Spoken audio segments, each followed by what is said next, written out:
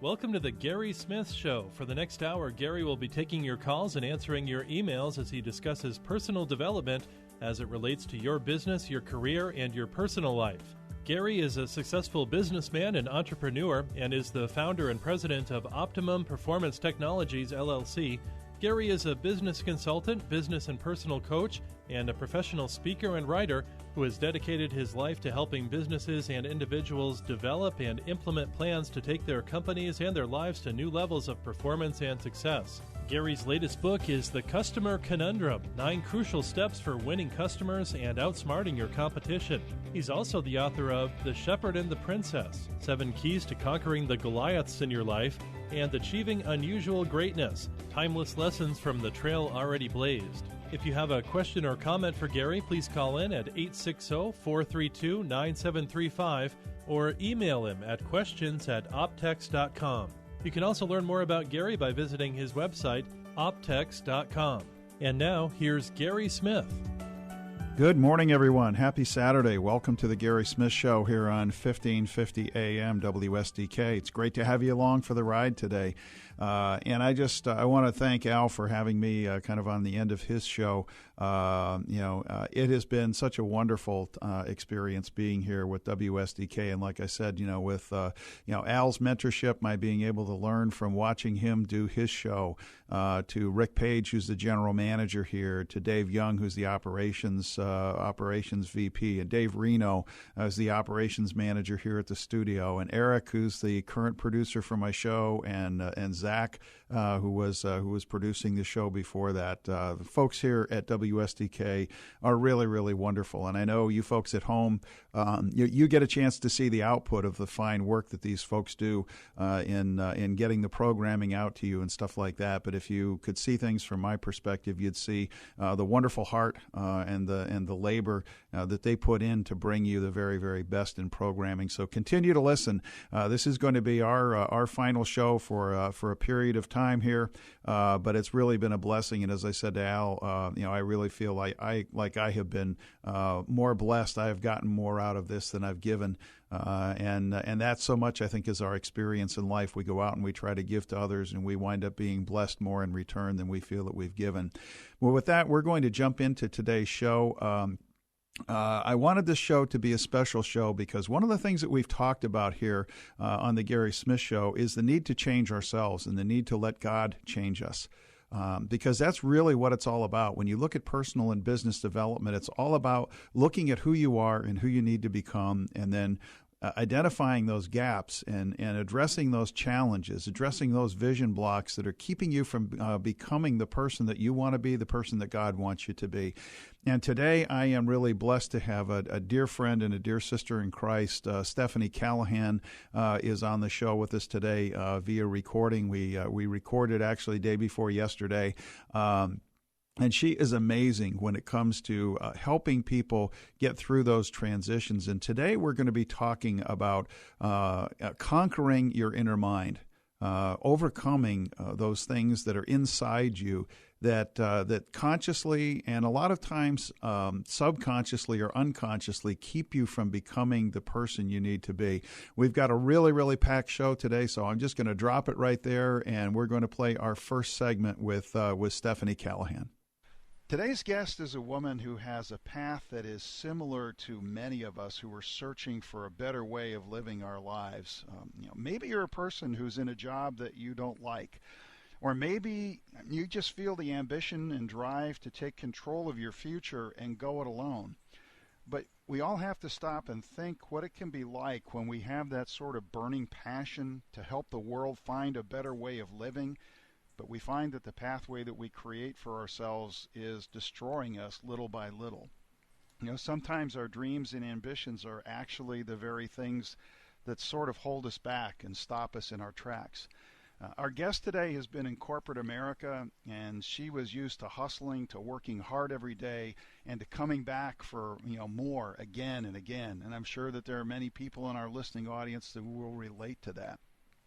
But it was really kind of what she did. It was what she knew. But after taking the leap of faith and setting up her own coaching and consulting business, as well as serving her community and helping clients and friends find the passions and their paths in life, she realized that she'd taken on too much. Her body started shutting down. She'd pushed herself to the limit of her personal endurance, and she hit a crossroads. And in her own words, she says, "I created a trap for myself where I took the toxic environment that I had in the corporate world and I created my own version. I was doing things that I was really excited about, but the problem was that I didn't put any of me into any of that time." And as a result of that, she stopped and sort of did an assessment of her life at that point, and she made some difficult decisions that went against who she was, but she knew that these decisions would make her into who she wanted to be. Now, with a flourishing business, a wonderful home life, and a smile that literally just beams on her face, she's very, very glad that she did that. And today, working at the intersection of heart and head, Stephanie works with purpose-driven entrepreneurs to own their brilliance, to leverage their businesses and get their messages out with power, ease, and joy so that they can make powerfully positive differences in their worlds, so they can exponentially up-level their profits, shift their mindsets toward possibility, and take a no-excuses approach to boldly creating a highly successful and meaningful business built around who they are. So with that, it's just a joy to have Stephanie Calahan with me today.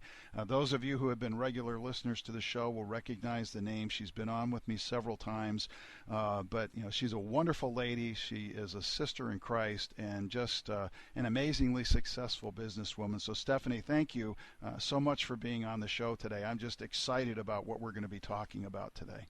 Oh, you're welcome, and thank you for having me on. I always love coming on and talking with you. Yeah, we've had some really interesting on-air and off-air discussions, and I got to be honest with you, Steph. One of the things that really I really appreciate about you is that you're constantly pushing the boundaries, and you're so respectful in working with people, because some of the discussions that we've had, we have gotten to a point where you said, hey, can I make a comment here? I think you have a limiting belief in this area, and this is what's driving you in that direction, and I'm not so sure that's where you want to go. And so you're very observant about what's going on in your environment, but you have such a great way of sharing things with people, and I think that's one of the things I appreciate about you most. Thank you. And I'm just really looking forward to our time together. So with that, let's just jump in, and we've got so much to talk about, as we talked about before the show. We're in a situation where the topic that we have today, we could talk about for hours and probably still not touch everything that we want. But sort of where I'd like to start off is that, you told me the story of how you tripled your income, that you never work with a difficult client, and you actually work less.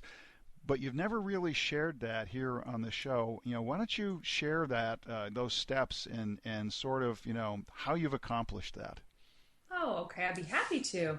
Well, so you mentioned in your intro that shared my story of how I had to redo everything, right, at a certain point in my business. And one of the things that I did is I got really crystal clear on the brand that I wanted to share with the world. And now, I'm sure you've heard of branding, but understand that my approach is likely going to be slightly different from other things that you've heard before.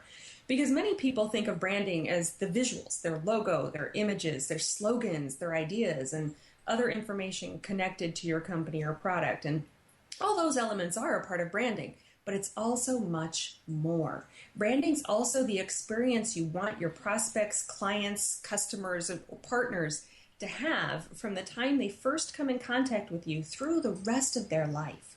And so here's what I did to get my brand in line with my energy, and tripled my income and got amazing results with clients, and saved my health and actually do work less. And there's 8 different steps that I'll share here today. The first step is to commit fully and take 100% accountability for actions and results. All too often, we blame others or circumstances for us not being where we want to be. And that's the easy way out. Reasons and excuses are the same thing. it's just all about priority setting. So I'm super clear on what my priorities are: God, family, my health, business, including my clients and my community. And when life happens, I use that priority order to determine my choices, and I fully 100% own those choices. It's, what authors have called living a purpose-driven life. And by owning and committing and taking 100% accountability for your actions, you're truly in control of your business. And what's that deep reason that you're doing what you're doing? When you tap into your why and you own your actions, all of a sudden you get really creative with how to solve challenges rather than having reasons or excuses of why you aren't doing something. That's really powerful, and I'd like to maybe have you dive just a little bit deeper in one section of that, and that is you hit on, once you understand your why, how does one go about getting crystal clear on your why? Because it seems like we're hit with so many different things. I mean, as we grow up, we're raised with a certain set of expectations by our parents, or in some cases, no expectations, which creates a level of expectation, I suppose. And then we have, the societal pressures, our jobs, our education, and all that sort of stuff that influences us. How do we learn to put that all aside and sort of answer the question, why am I here, and what am I trying to accomplish with my life? Because it seems like that's really foundational. Until you really get absolutely crystal clear on your why, you really don't have any motivation. There's no burning desire to drive you to do the things that you need to do. Am I correct there? I think that's really true. That the path to get to your why can be direct and straight, or it can be kind of windy and meandering. Mine was windy and meandering. I think that's more common. And what I encourage people to do is to start with getting really clear on what's important to them. So I mentioned, my priorities and my value list a moment ago.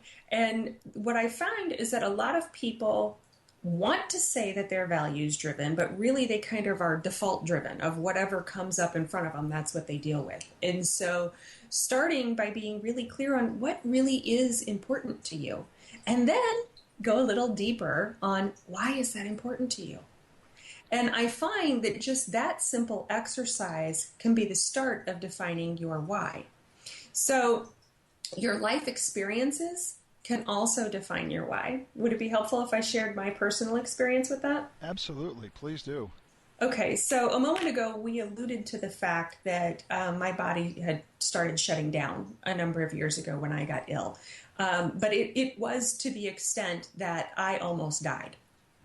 And if it wasn't for the brilliance of a young man, fairly new in his own self-employed career, who was and is a health coach, I wouldn't be here to have this conversation today. It wasn't from a doctor or some other Western medicine. It was actually from a solopreneur who listened very carefully, believed me, and said, you know what, Stephanie, let's problem solve this and let's figure it out. And we did. And then I was able to work with him and my MDs to actually be here to talk to you today. But that ties into my why, because I want to work with those brilliant people who people know nothing about. I mean, I found him on accident. It was because I was a friend with his stepmom that I accidentally found him. And, accidentally, serendipitously, God's blessings, it all ties together, right? But part of my why is to work with those world changers so that the world can be a better place, so that the lives can be saved, so that stress can be reduced. My work helps other people bring out their brilliance, and the world's better because of it. And when I think of that, I get tingles and chills for me. And when you really hit on what your why is, it will be very deep and very, very personal. For some people, their why is going to be more financially driven. For other people, it's going to be because of some kind of legacy that they want to leave for their children. There's a lot of different whys. For some people, it's really, very, very simple. I want to go on 3 vacations a year, and I need to be able to make the income to be able to do that. There's not a right or wrong to the why, but it's about getting inside and being truly honest with what's important to you, and if it doesn't bring up emotion, you haven't hit it yet. Okay. So really the key is that it has to be emotionally, it has to be to give you that sense of emotion and drive and empowerment, so that as you encounter challenges and obstacles in your pathway, and sometimes you run into that situation where you sit back and say, why in the world am I doing this? You'll have an answer, and that answer takes you back to your why. Is that kind of what you've experienced? Yes. Okay. All right. That's really, really powerful. And that's one of the things that I think a lot of people, at least a lot of my clients, struggle with.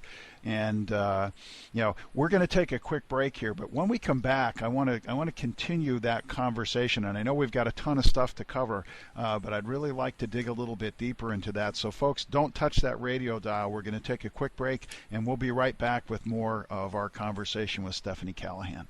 I've owned this company for a long time. I love what I do, but things keep getting more and more challenging. Taxes, the economy, global competition, they're coming together in a way that may put me out of business if I don't find a better, more cost-effective way of doing things. Businesses are struggling more today than at almost any time in our history. Problems with our national economy, uncertainties in Washington, and the global political situation are keeping many companies from taking action and moving forward. I'm Gary Smith, and I'm in the business of helping companies survive and grow. From cost reduction and productivity improvement to new product introductions and market penetration, I can help you drive your business in the right direction.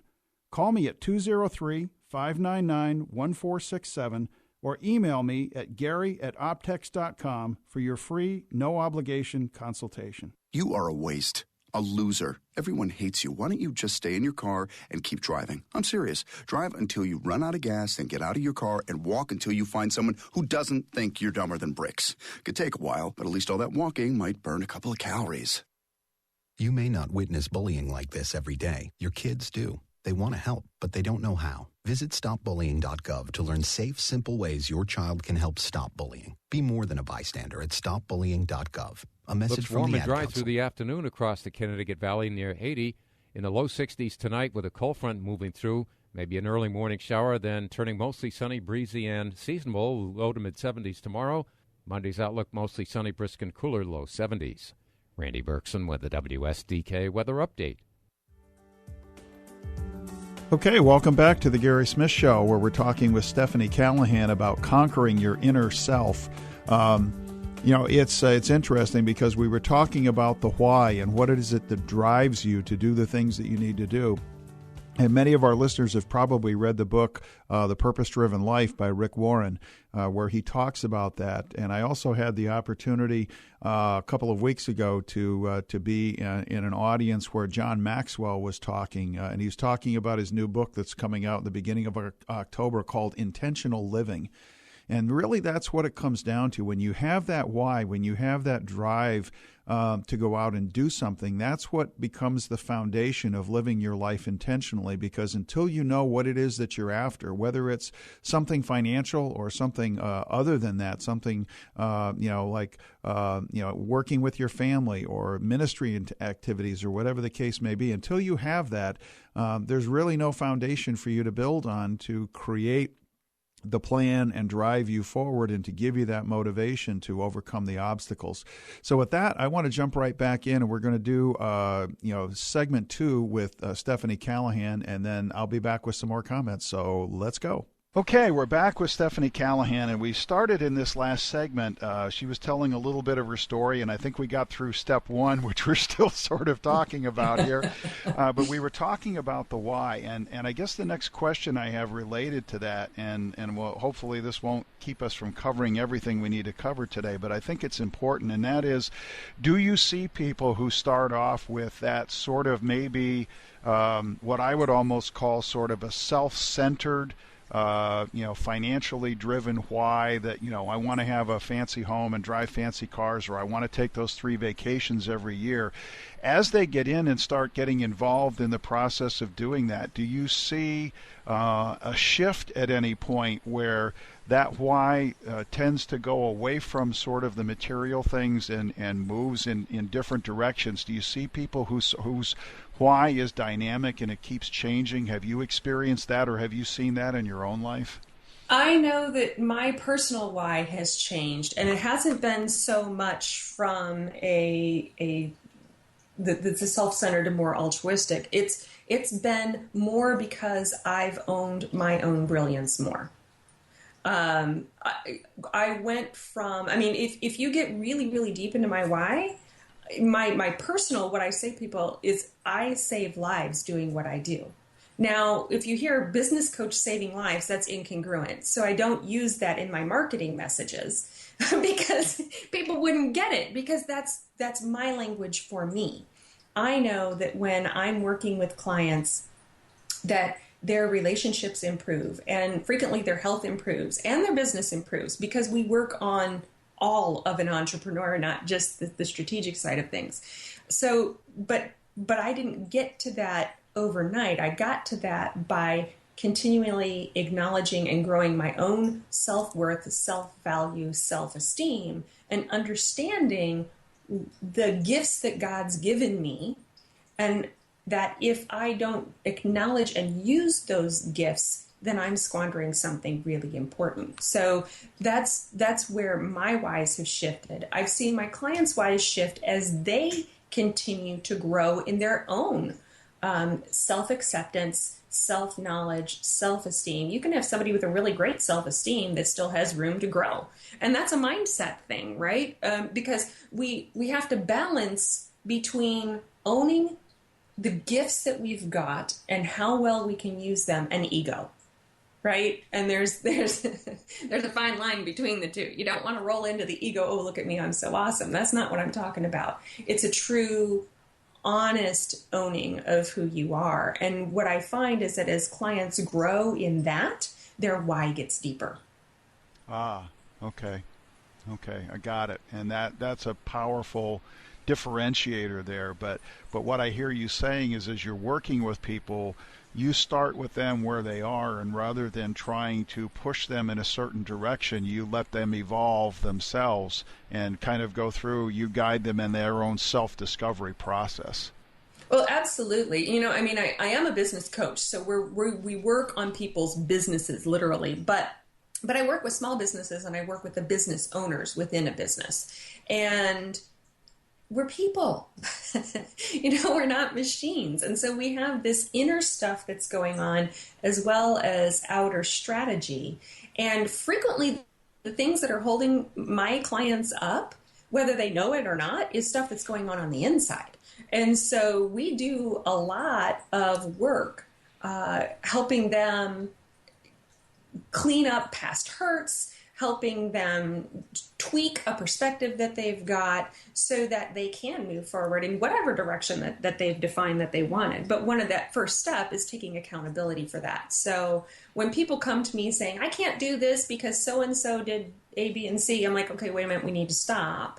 One of our agreements is that we're going to take full accountability for the decisions that we make and the consequences of those decisions. Because when you do that, and, so I did X, Y, and Z in my business, and it didn't have the result I wanted, and so now I'm going to blame these other things, you're disempowered. When you say, I made X decision in my business, and it had results I didn't want, and you take accountability, you say, okay, what can I tweak to make that better and make that different so that the next time I do it, it has better results? Right. It's accepting that responsibility and I think the key differentiator there is not beating yourself up about it, but looking at it and saying, okay, I made a bad decision, or I made a decision and it didn't have the effect that I wanted it to. What can I learn from this so that I can move forward and that I won't stumble that way again? Right.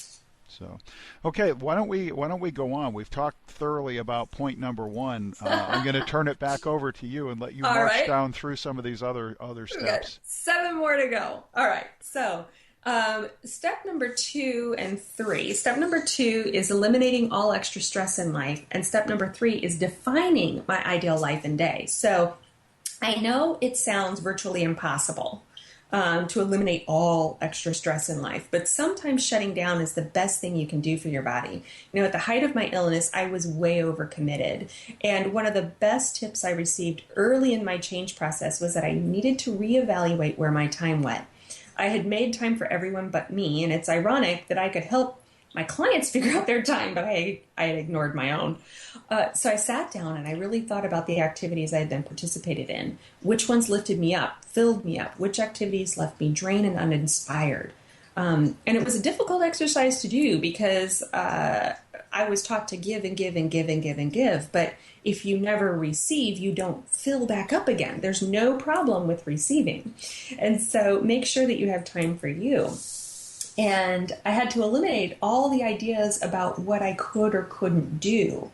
And today I have a complete system where I help my private clients figure those things out, knowing your value and adding activities that ensure you stick with the experience you really want your prospects and clients to have. And that rolls into step number 3, defining your ideal life and day.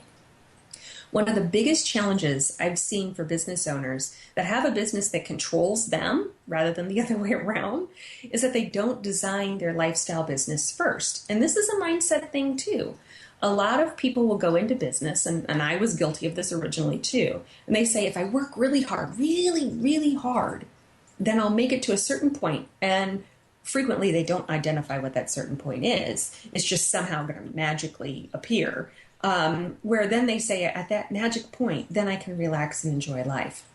And the challenge is that the more business you get, the more you can take away that life that you originally wanted when you created your business.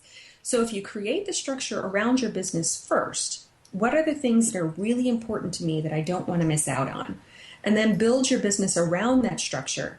Then you already have the life that you want, and you get even more of it over time as you grow your business.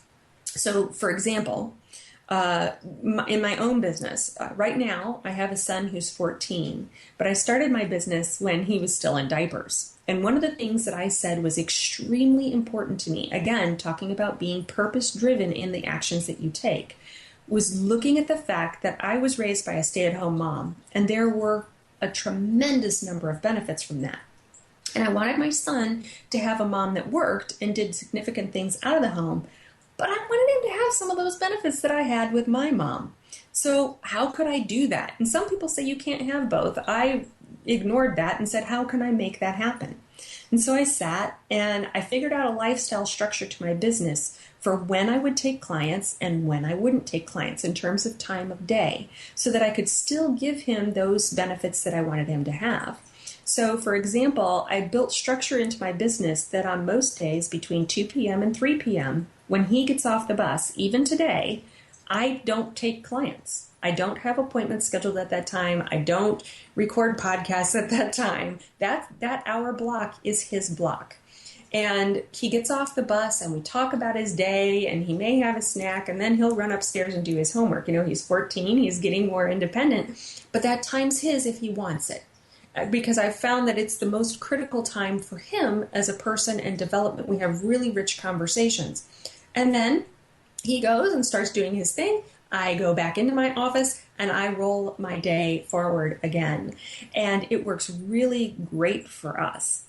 If I hadn't set that up to begin with, it would have been something that would have been really easy to put off and say, oh, I have that report to do, or let me squeeze a client in right here. You know, it's really easy to make plans over top of what we say is important. So what I'm suggesting is to build out what's really important in your life first, and then build your business around that, because it's your business. It can function in a way that supports you. And that's going to look different for every type of business that's out there. And what I find is that there's a lot of business owners that don't own that. They say they have a lot of things about a business that they created for themselves that's more like a job. And so if you define your ideal life and day and get rid of those extra stressors, then you don't have that going on. So those are steps 2 and 3. cool, powerful stuff, and I hope the people who are listening today are taking notes. If you aren't, take notes for the rest of the show, and then go back and listen to the rebroadcast of this program, because there's just so much that you can extract from that. But in the interest of time, Stephanie, keep marching forward. Let's go on to step 4. Sure, will do.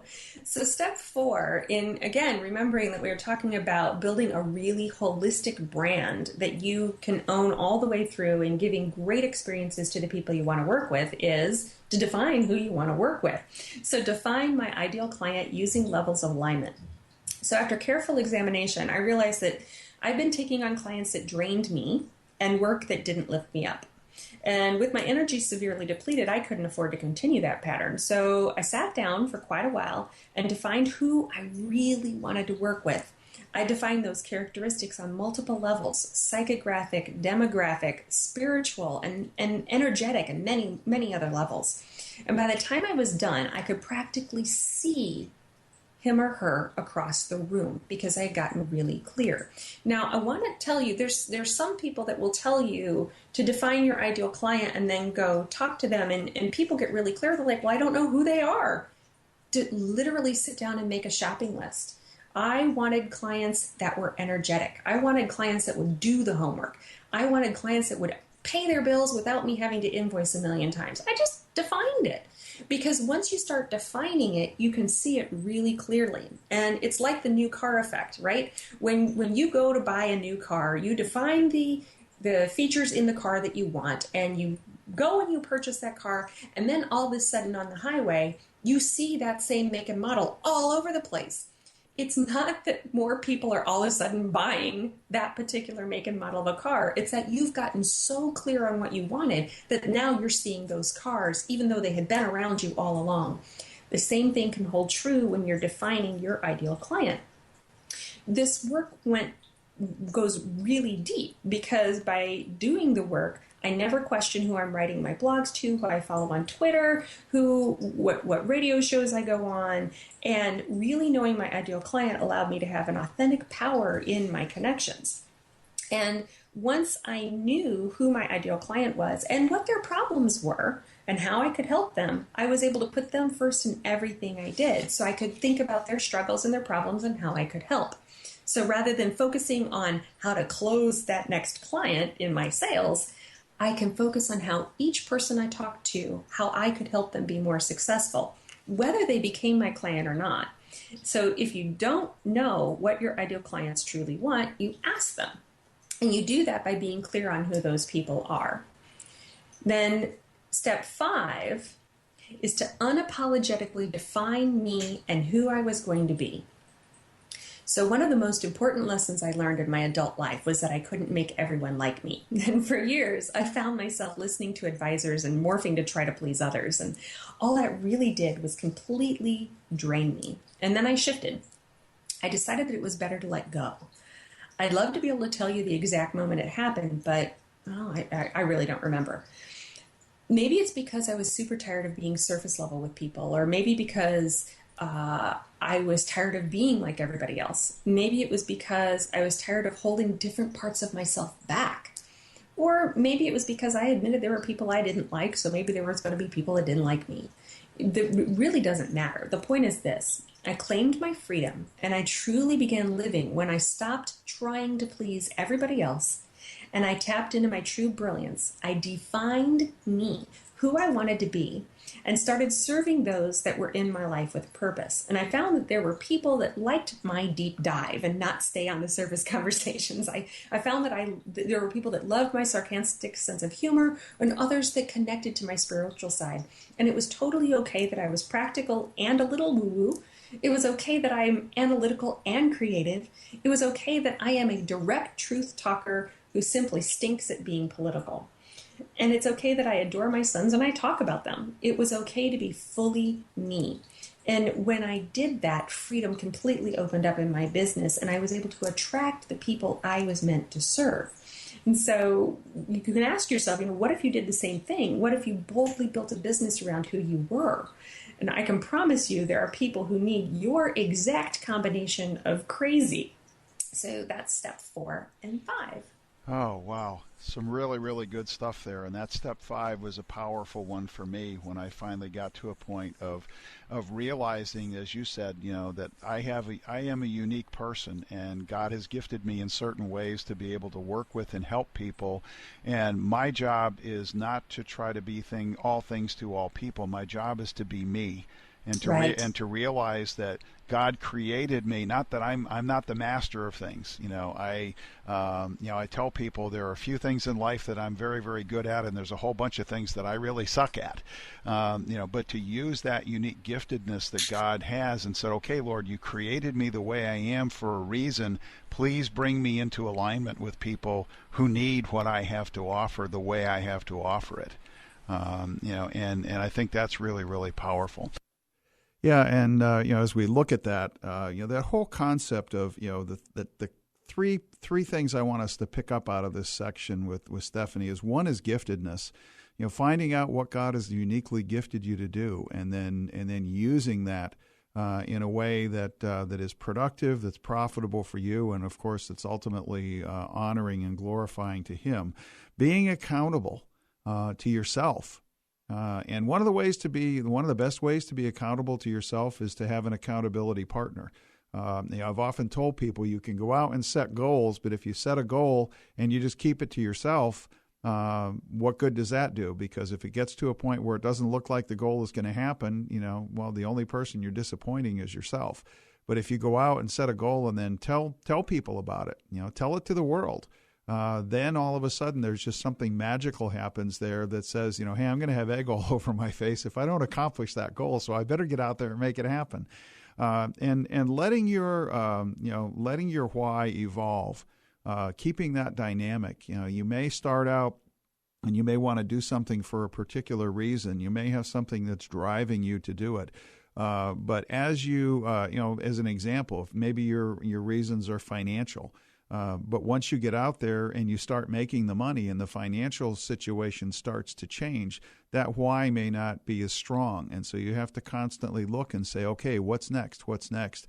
A dear friend of mine once told me, he said eventually a lot of people get to a point in life where, for all intents and purposes, money's not a problem. Maybe you don't have the ability to go out and buy the entire world, but you've got enough money that your bills are going to be paid and things like that. And he said, I got a question for you.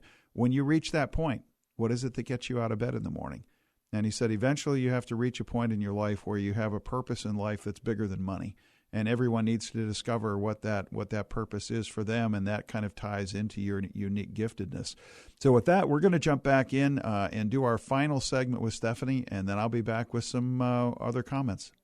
Okay, we're back with Stephanie Calahan, our final segment of the show today, and been just talking about some amazing, amazing stuff. And one of the things that I really like about you, Stephanie, is your ability to dive into this stuff, and yet to do it in such a way that creates such amazing clarity, where everybody's I'm sure everybody who's taking notes on this program is sitting there saying, well, duh, that makes sense. And yet we never thought about it before. And I think that's one of the strengths that you have, is communicating things in a way where people get the message, and it really resonates with them. So with that, we've gone through 5 of the 8 points. Let's hit point number 6. All right, 6. Remove money blocks and visibility blocks. So I dove really deep into my innermost fears and issues of self-worth with this one and cleared away what was standing in my way. Now, you and I have talked at length about this one another time on your show. So, for those of you, you can listen to the archives on visibility blocks, and we talked a little bit about money blocks in there. But essentially, every one of us has blocks that keep us from moving our business forward. I see them in newbies in business as well as my multi-million-dollar colleagues. The trick is to be able to recognize them and then heal old wounds and develop ways to work past those blocks. Then step 7 is master what I call integrated selling, as well as charging for results, not time. So you see, selling is both logical and emotional, and when you master both, you'll close a lot of sales. And when you're really clear on the value that you create and can have a conversation that is from the heart, you'll actually enjoy those sales conversations. So would you like me to share an example of that? Absolutely. Please do. Okay. So one of the things that I share on social media often is, do you understand or do you overstand?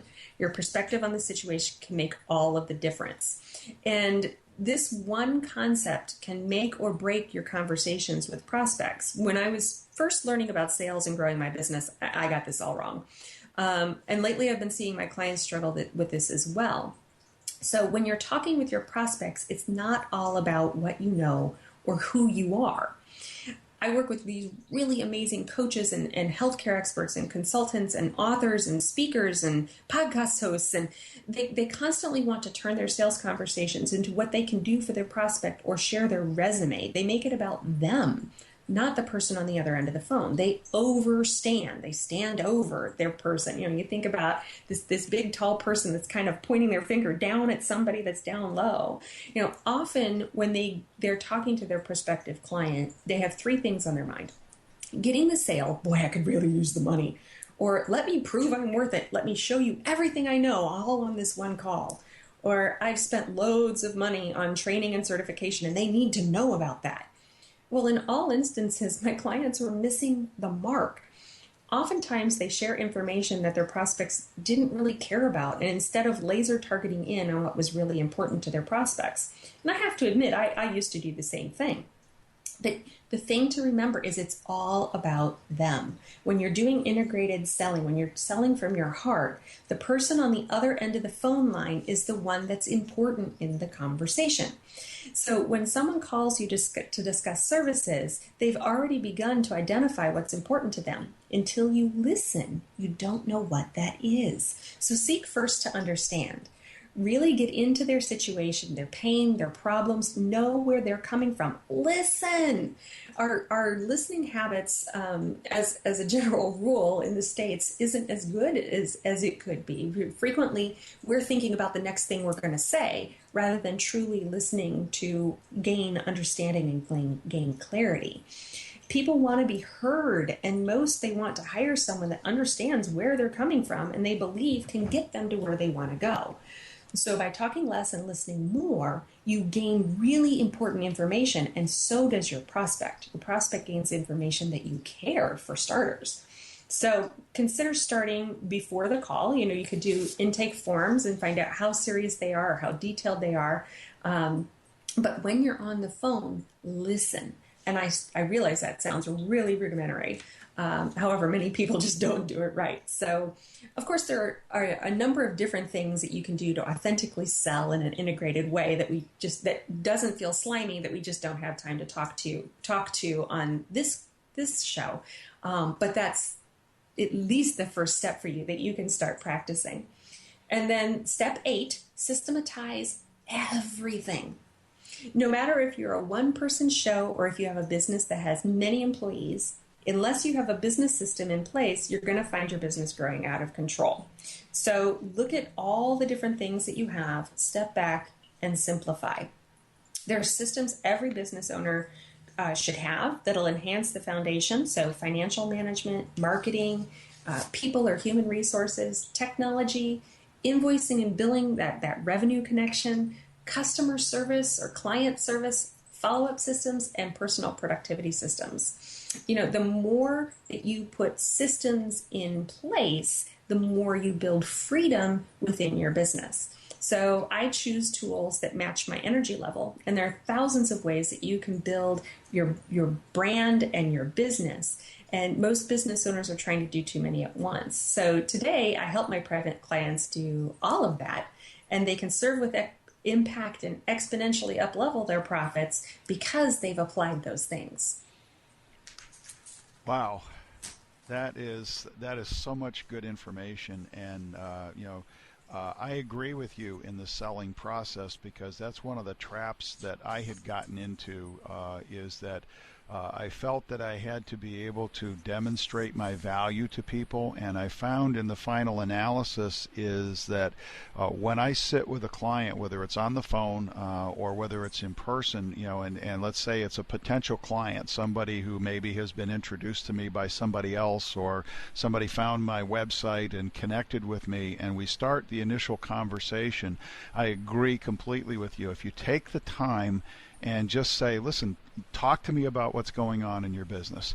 What are the things that you're concerned about? What are the things that you're fearful about? What are the things that are going well? And really, really listen. And if you take the time to either parrot back to them to say, well, just so that I make sure I understand, is this what you're saying?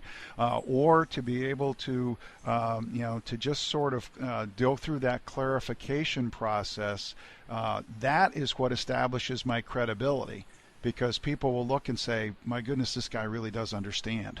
And so I don't have to then say, well, here's what I can do for you. Or here's the skills that I bring to the table. It becomes more of a, during the course of the conversation, I'm discovering what that client's problems are, and I know I can help him or her, but they're also saying, he cares, he understands, I know this guy can help me. Right. And it's not manipulative. That's why sales can become fun. Once you get your mindset in alignment to helping the person on the other line or across the table, if you do face-to-face sales conversations, whatever it is, I look at sales a little differently. I don't look at sales to say that every single conversation I have is going to be a client, because they may not be. They may not be in alignment with me and who I've said my ideal client is, right? What I look at in my sales conversations is that everybody that has a conversation with me, my goal is that they are in a better place when we get off the phone. Exactly. So whether they become a client or not, I've used the gifts that I've been given to help somebody within that time. And the other quick mindset trick around sales conversations that could help you, because a lot of people are scared of that no. With that, if you tweak your mindset a little bit to say every single sales conversation is market research. So even if they don't become a client, I'm also better off because now I know more. Right. And I think the other thing is and we all, as you know, from your experiences, we all get no's. We all get, and sometimes it's a matter of, if, like you said, it's not a good fit. Sometimes it's a matter of the timing isn't right. But I also think, the mindset that I've developed is if I meet with you and we're talking and you say no, you choose not to move forward, you're not saying no to me. I don't need to take that personally. And as long as I look at it from the standpoint, I know if you and I had met in that kind of an environment, I would have looked at it from the standpoint of, what? I had a great time. I made a good friend. We have an opportunity to build a relationship going forward. Wherever it goes is wherever it goes, and therefore it was not a loss at all. It was a tremendous investment that paid off for me. Right. Exactly. So I apologize because we are at the end of our time together, Steph, but, because as I said at the beginning of the show, you and I could go on for hours and hours on this stuff. But one of the things that you did mention in our correspondence is that you had an offer that you wanted to make to the audience, and I would highly recommend that you do that, because I went and took advantage of it last night. I went and downloaded your workbook and actually went through the whole thing last night before I went to bed. And to say that it's eye-opening is an understatement. So if you would be willing to do that, and then just tell people how they can connect with you, I think that would be a great way to end the show. All right, that sounds fantastic. Well, one of the steps that I mentioned within our call is unapologetically define me and who I was going to be.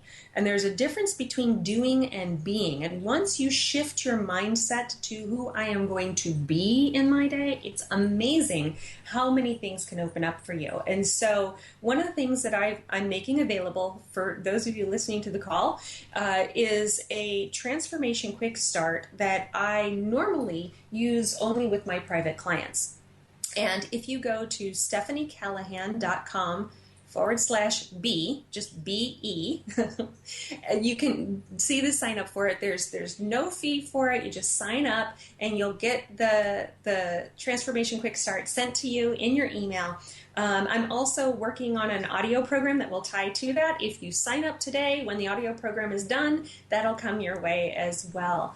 I've had a number of clients that tell me just that one shift has made significant differences for them. So, one client I had that shifted who she was going to be in her sales conversations, went from not being able to sell to closing a $5,000 sale the very next day.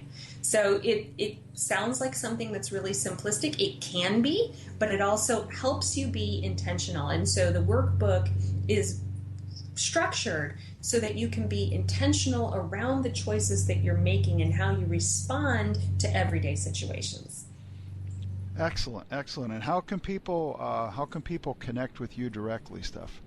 If you go to StephanieCalahan.com, and Calahan is spelled with one L, up in the upper right-hand corner of our website, you'll see all my different social media links, or at least all of them that I can fit there. You can either connect through the Contact Me form. You can connect via social media. I am a connector.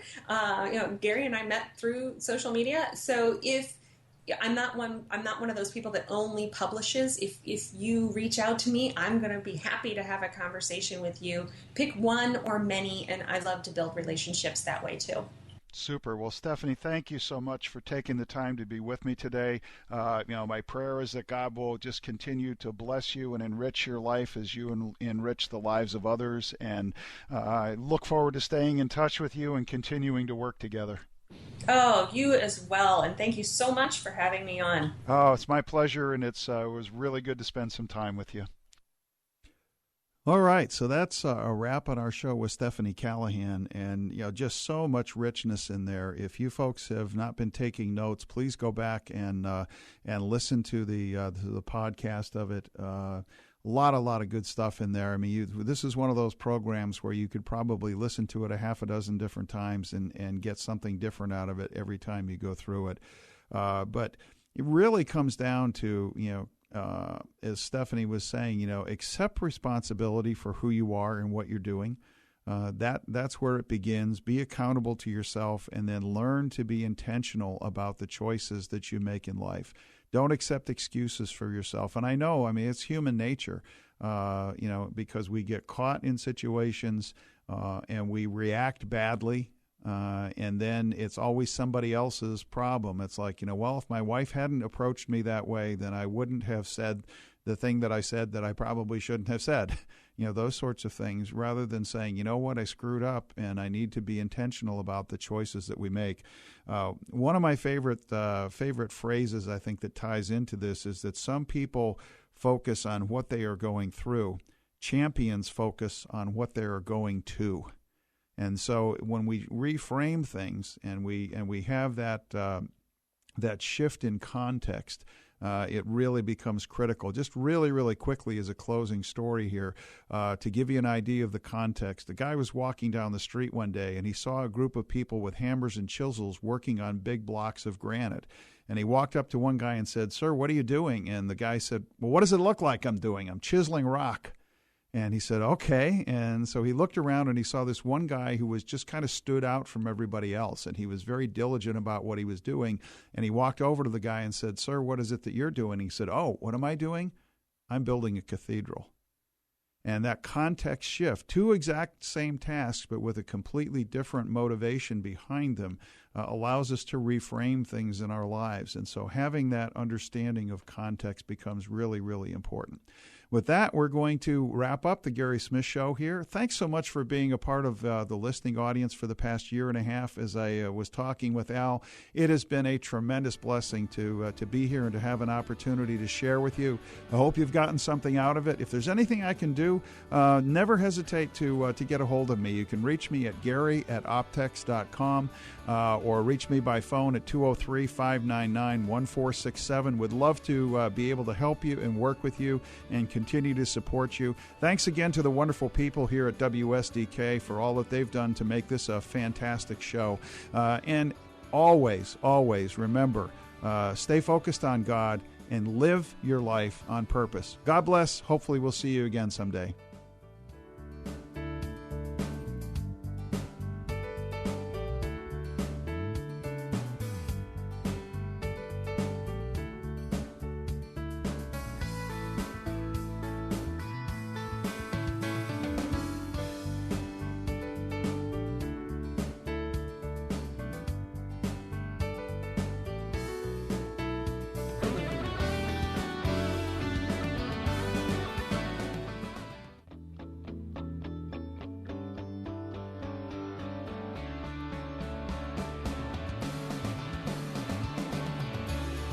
Thank you for joining us this morning. Please mark your calendars and be sure to join us next Saturday at 11 a.m. for another edition of The Gary Smith Show.